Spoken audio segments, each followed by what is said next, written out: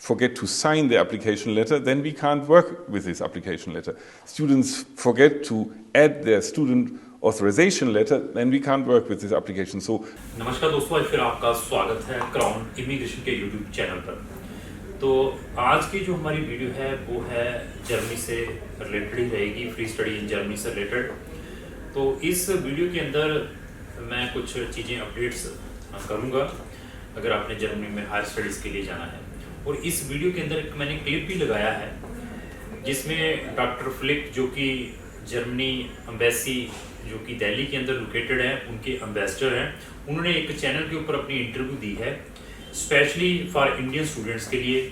अभी जो APS introduce किया है, बच्चे ने क्या प्रिकॉशंस लेने हैं before applying the APS, even APS introduce किया क्यों है इंडियन स्टूडेंट्स के लिए, उसके बारे में बहुत अच्छी तरह एक्सप्लेन किया है। Dr. Philip Ackermann, we have heard a lot about you, sir, and thank you so much for inviting us, and it's a great honor to meet you, and it's so good that we would be discussing about various topics about study in Germany. thank you very much for coming. I'm happy and looking forward to the discussion we're going to have. Great. We have many questions which are related to study in Germany, and today we have Sir with us. So there are many questions which would be answered directly by him. And as we know, APS is mandatory for students who want to study in Germany. We would like to ask, what is the importance of APS, sir, for the students who want to study in Germany?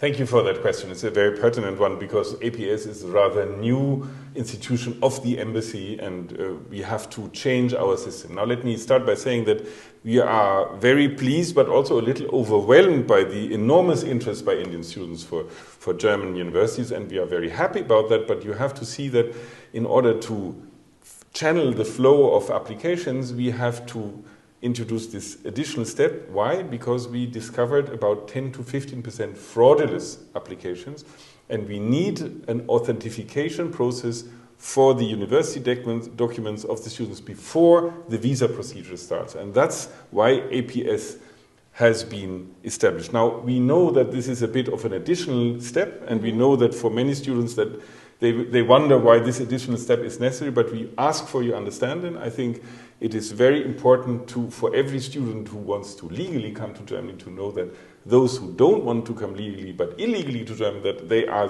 basically found and that they don't get a visa to Germany. That's why we have APS. Now that we know the importance of APS certificate, sir, can you share who should apply for the APS certificate? So I think every student who wants to do a bachelor or master's degree in Germany should apply. And let me tell you a very important thing. The admission to the German university is not necessary to apply for the APS. Why? Because it's an authentication procedure, is to verify your documents. So I would give the following advice. If you want to study in Germany, start by sending your university documents, your degree, your student authorization letter to the APS, and then in a later step you would apply at universities, because you need this certificates from the APS, which is not linked to the admission of the university in Germany. So first step is go with your documents to APS. Second step is ask for admission, apply at a German university, and then the visa procedure with the certification APS is providing will start. Okay.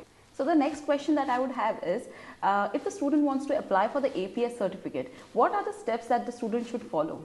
So I think it's a formal and technical procedure, and I would advise every applicant to go on the website, to go to see the website of the APS. It is explained in thorough detail what to do.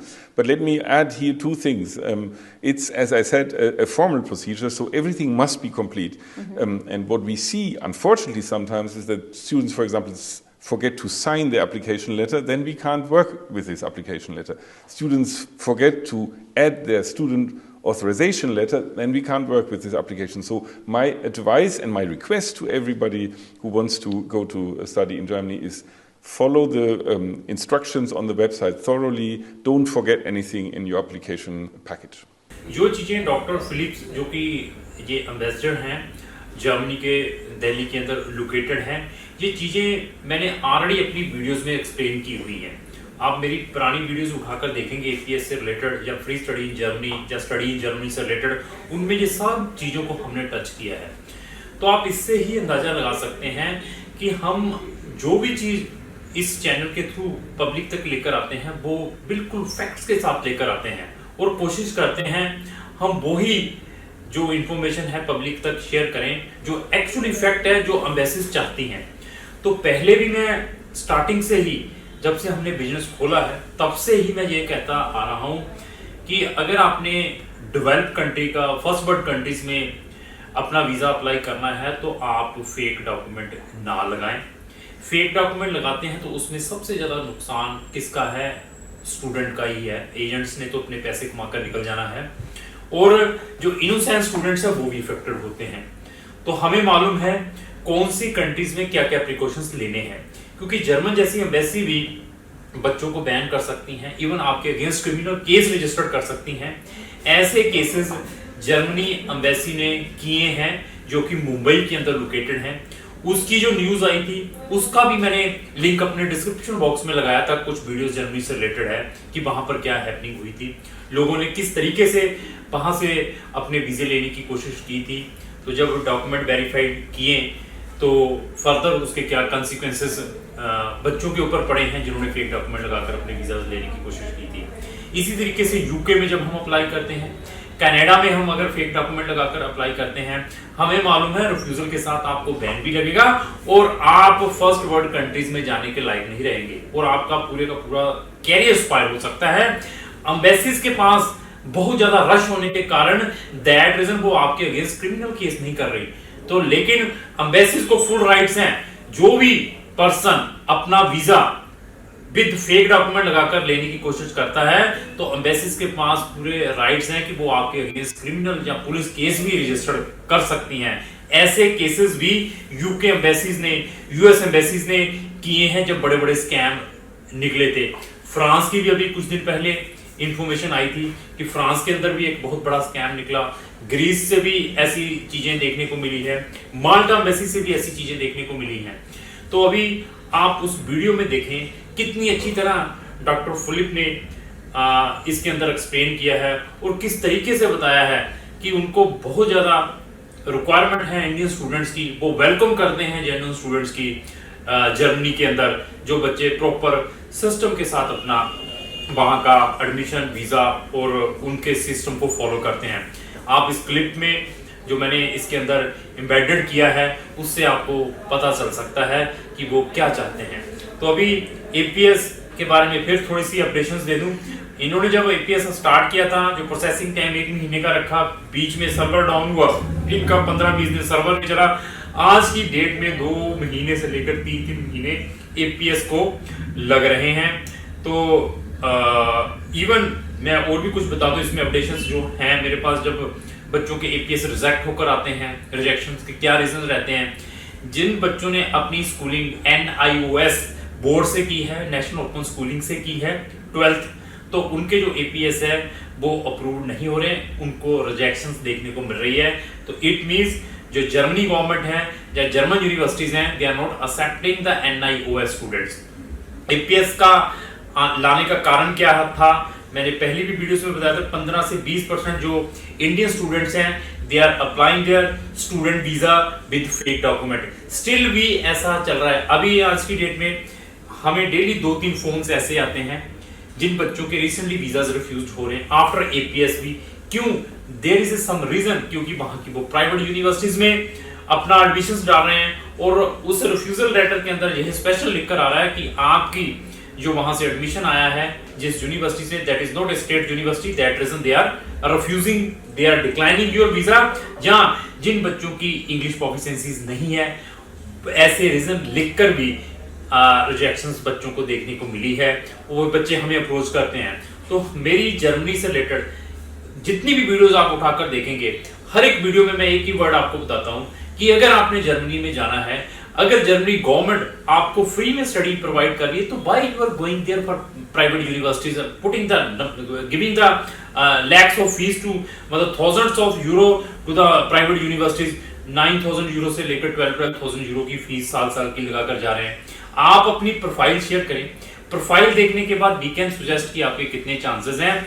अभी इसके अंदर उन्होंने ये भी बताया था, ये मैंने ऑलरेडी अपनी वीडियोस में भी क्लियर किया है। सर एपीएस क्या एडमिशन के लिए भी रिक्वायर्ड है एडमिशन के लिए एपीएस की कोई भी रिक्वायरमेंट नहीं है। जर्मनी में जाना है, अपना एपीएस इधर अप्लाई कर दें, उधर जर्मन यूनिवर्सिटीज में अपना एडमिशन भेज दें, थ्रू डायरेक्ट अप्लाई भी कर सकते हैं यूनिवर्सिटी में, थ्रू जूनियर असिस्ट भी कर सकते हैं। एपीएस किसके लिए रिक्वायर्ड है? For the purpose of visa.